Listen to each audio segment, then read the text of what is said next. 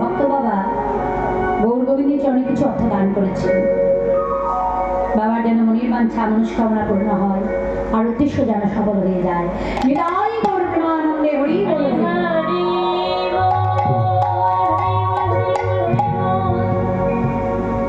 এই কাশীনাথ কে ছিলেন? হরিবল বাবা।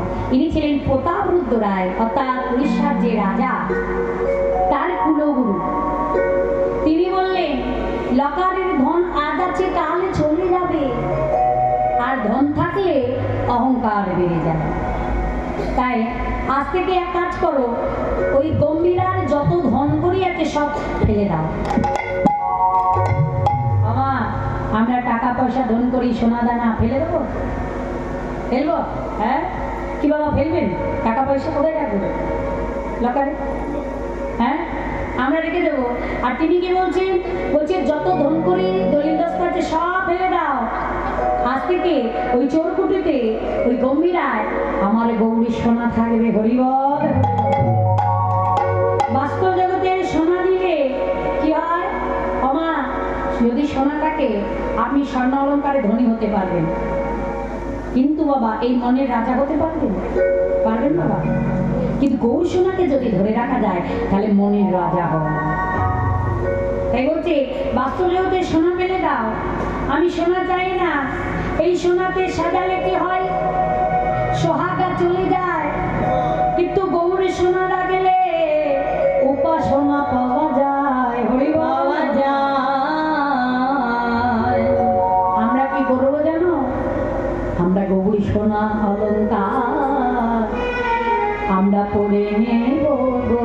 হরি বল হরি বল। সোনা অলঙ্কার পরে নেব গো। গৌর সোনা অলঙ্কার পরে নেব গো। আমার সোনায় সোহাগা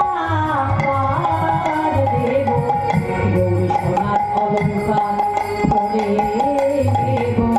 সোনায় সোহাগা পার দেব গো।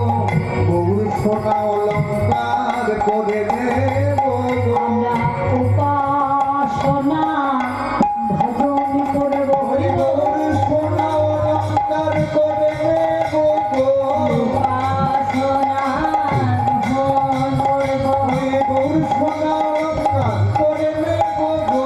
উপাসনা ভজন গৌর সোনা অলঙ্কার করে নেব গো। বিদায় হইব হইব। উপাসনা ভজন করব। উপাসনা ভজন আমি গৌর সোনা অলঙ্কার করে নেব গো। সোনা সোনা চাই না, আমরা গৌর সোনা পেয়েছি। এই গৌর সোনাকে কোথায় রাখলেন বাবা? ওই 18 বছর মহাপ্রভু ওই গম্ভীরাই ছিলেন বাবা। এই গম্ভীরার ঘরটি 3.5 হাতে। ঘরটা কিন্তু বেশি বড় নয়, 3.5 হাত। আমাদের প্রত্যেকের দেহ নিজের নিজের হাতে মাপলে বাবা 3.5 হাত হয়। মহাপ্রভু ছিলেন আজানুলম্বিত ভুজ। আজানুলম্বিত মানে কি?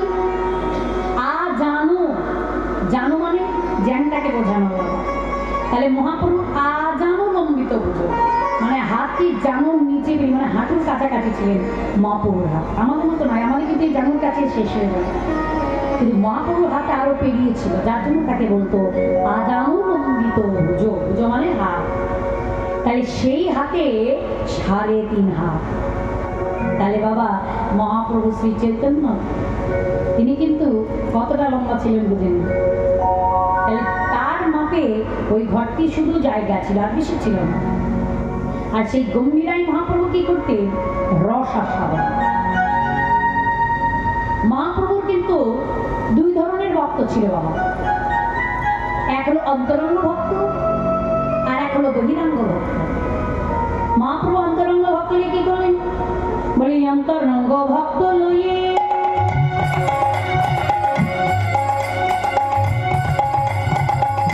রস আস্বাদন। অন্তরঙ্গ ভক্ত লইয়ে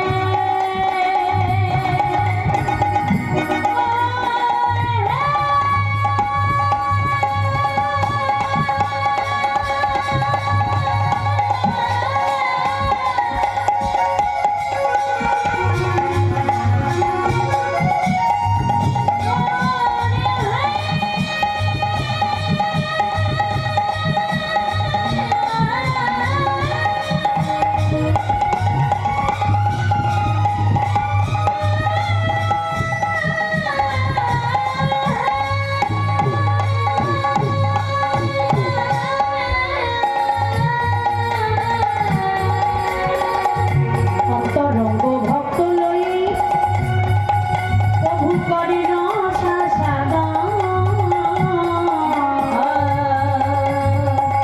অন্তরঙ্গ ভক্ত লয়ে প্রভু করে রসা সাদা অন্তরঙ্গ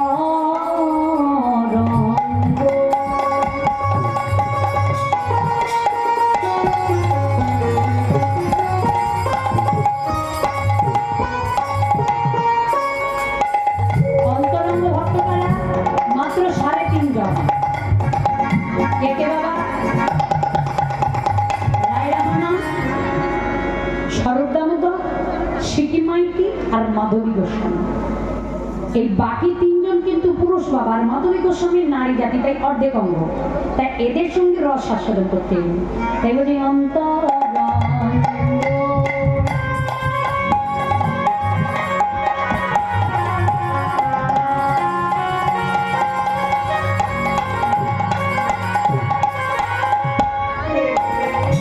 অন্তরঙ্গ ভক্ত লই করে প্রভু রস আস্বাদন অন্তরঙ্গ ভক্ত লয়ে প্রভু করে রস আস্বাদন বহিরাঙ্গ বহিরাঙ্গ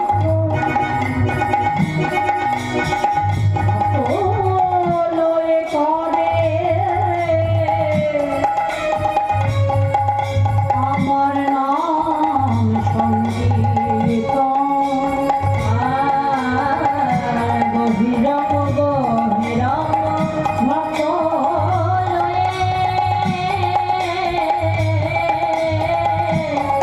প্রভু করে নাম সংকীর্তন বলি আনন্দ আর ভরে না রে হইব বলি আনন্দ আর ভরে না রে প্রভুর আনন্দয়া হরে রাধা আরে সঙ্গে লয়ে ভক্ত বনে আনন্দ আর ভরে না ভক্তগণে আনন্দয়া হরে রাধে লয়ে ভক্ত লাগে আনন্দ আর ভরে না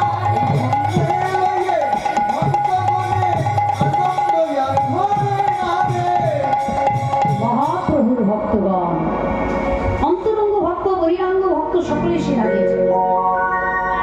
সবাই দেখছি আশ্চর্য হয়ে যাচ্ছে, মহাপ্রভুর এই কোন ভাবের উদয়। হ্যাঁ দেখো দেখো, মহাপ্রভু আজকে গম্ভীরায় যখন শয়নে আছে ভাবে তিনি ভয়। ও মা, মহাপ্রভুর ভাবটা কেমন না জানো? ওই যে বললাম রাধার ভাব। মহাপ্রভু রাধা ভাবের উদ্দীপন হয়েছে, আর রাধা ভাবে উদ্দীপন হয়ে কৃষ্ণ কৃষ্ণ কৃষ্ণ বলে। যখন মহাপ্রভু কাঁদছে ভক্তগণ আশ্চর্য হয়ে গেলেন, কিন্তু যারা অন্তরঙ্গ ভক্ত, এই যে 3.5 জন ভক্ত যারা রসাস্বাদন করে, তারা কিন্তু মহাপ্রভু ভাবটা বুঝতে পেরেছে যে মহাপ্রভু কোন ভাবে আছে। ভাবের ভাবক না হলে ভাবধারীকে বোঝা যায় না। হরি বল হরি বল। যারা যে ভাব বোঝে তারা কিন্তু সেই রসটা আস্বাদন করে। দেখবে রাজহংস কি করে জানো না? জলে দুধে মিশিয়ে দেবে, দেখবেন যারা রাজহংস হয় তারা এই দুধটুকু পান করে নেয়, জলটা জলেই করে থাকে। তাই অন্তরঙ্গ ভক্ত তারা কিন্তু আস্বাদনটা করছে মহাপ্রভু কোনভাবে বিভব। সে দর্শন করতে করতে হঠাৎ দেখছি মহাপ্রভুর ওই গম্ভীরার ঘরে একটা কুকুর এসে উপস্থিত হয়েছে। কুকুরটাকে দেখে ভক্তমণ্ডলীগণ চমকে উঠলেন। সবাইকে দূর হই দূর হই। এই কুকুরটা কে গো? কার কুকুর? এই কুকুরটা হলেন সদানন্দ। শিবানন্দ যে আছেন না ভাই, শিবানন্দের কুকুর হলো। তিনি মহাপ্রভুকে বড্ড ভালোবেসেছে। সে কুকুর এসে সম্মুখে দাঁড়িয়েছে। কেন? আগেকার কালে সবাই তীর্থ ভ্রমণে যেত না। তখনকার দিনে জগন্নাথের পরিদর্শন করতে যেতেন রথের সময়, রথযাত্রায়। এই রথযাত্রায় যত যত ভক্তজন যেত বাবা, সব কিছুর ব্যয়ভার গ্রহণ করতেন তখনকার দিনে এই শিবানন্দ। তিনি ছিলেন বড় ধনী ব্যক্তি। যেতেন। তার শিবানন্দ একটা কুকুর ছিল, যে কুকুরটাকে তিনি বড্ড ভালোবাসতেন।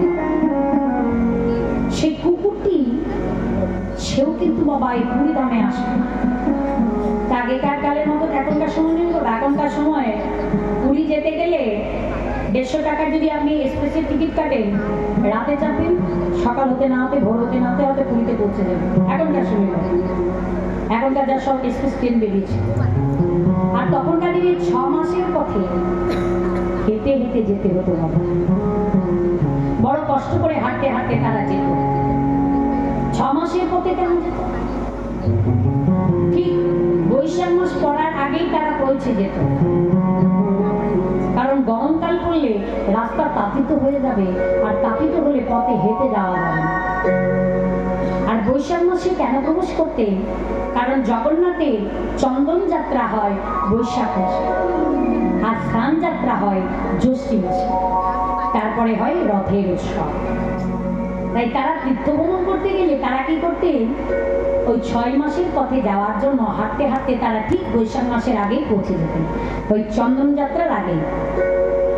বৈশাখ মাসে চন্দন যাত্রা দর্শন করতেন, জ্যৈষ্ঠী মাসে স্নান যাত্রা দর্শন করতেন, আষাঢ় মাসে রথযাত্রা, সকল কিছু দেখি বৃষ্টি হয়ে যেত তো বাবা। শ্রাবণ মাস বর্ষার সময় এত কাদা হয়ে যেত, আসতে পারতো না। শ্রাবণ মাসের পরে তারা ধীরে ধীরে নিজে গিয়ে ফিরে আসত।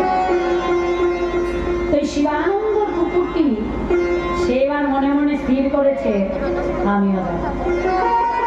কুকুরটিকে যখন সঙ্গে নিয়ে যাচ্ছে, ভক্তমণ্ডলীগণ বলছে, শিবানন্দ, তোমাকে আমরা সবাই মান্যগণ্য করি বলে তুমি সঙ্গে একটা কুকুর নেবে? হ্যাঁ, আর আমাদের ওই কুকুরের সঙ্গে যেতে হবে? তুমি কি আমাদেরকে মানুষ বলে গণ্য করবে? শিবানন্দ বলছে, ভক্তগণ, ও তো পশু, ও বলতে জানে না। ওকে আমরা সঙ্গে করে কোলে করে তো নিয়ে যাচ্ছি না, ও তো নিজে 4 পায়ে হেঁটে যাবে, ও আমাদের সাথে থাকবে না। ও দেখো আমাদের পাশে পাশে যাবে, ও কাউকে কিছু করবে না, কামড়াবে না, তোমরা ভয় পেও না। হরি বল বাবা। কুকুরটা তার মেনে নিচ্ছে না। পশু, প্রভু যেদিকে যাচ্ছে কুকুর সেদিকেই যাচ্ছে। যেতে যেতে যেতে যেতে বাবা একটু নদী বেরোতে হবে, জলের পথ। এবার নাবিক বলছে, শোনো শোনো, ওগো শিবানন্দ, ওগো শিবানন্দ, আমি সবাইকে পার করে দেব, পার করে দেব, কিন্তু আমি কুকুর পার করব না গো। হরি বলে, হরি বল। পার করব না গো, আমি কুকুর পার করব না গো। আমি সবাইকে পার করে দেব, কুকুর পার করব না গো। সবাইকে পার করে দেব, কুকুর পার করব না গো। সবাইকে পার, একে একে সব পার করে দেব, কিন্তু ওই যে কুকুরটা আছে ওটাকে আমি পার করব না। গ্রামের লোকজন বলছে, হ্যাঁ কেমন হয়েছে? হ্যাঁ, এবার কেমন খেলা বোঝো? এই কুকুরের জন্য আমরাও যেতে পারবো। হয়েছে তো শিবানন্দ? হ্যাঁ, এবার মজাটা বোঝো। তখন কত করে বললাম, নিজে যাচ্ছ যাও, আমারই নিয়ে যাচ্ছ যাও, ওই কুকুর সঙ্গে করো না। আর তুমি তো আর শুনলে না। হ্যাঁ, এবার কুকুরটাকে নিয়ে কি করবে? দেখো, ওর জন্য আমাদেরও যাওয়া হবে না। শিবানন্দ বলছে, চিন্তা করো না, আমি গিয়ে মাঝির সঙ্গে কথা বলছি। মাঝির কাছে গিয়ে বলছি, আচ্ছা কুকুরটাকে পার করতে গেলে তুমি কত আনা নেবে? হরি বল বাবা। প্রশ্ন দেখুন, নিজের কথা চিন্তা নয়, ভক্তদের কথা চিন্তা নয়, আগে কুকুরটার কথা চিন্তা করেছে, যে কুকুরটাকে পার করতে গেলে তুমি কত আনা নেবে। বলছে, দেখো আমি এই নৌকাতে যতজনকে একসাথে পার করে নিয়ে যাব, ওই কুকুরটাকেও নিয়ে যাব, সকলের সমস্ত ব্যয়ভার তোমাকে দিতে হবে। বললো, বেশ, শুধু দিতে হবে তা নয়, আমার এই নৌকাটাকে পরিষ্কার পরিচ্ছন্ন করে দিতে হবে, ধুয়ে পরিষ্কার করে দিতে হবে।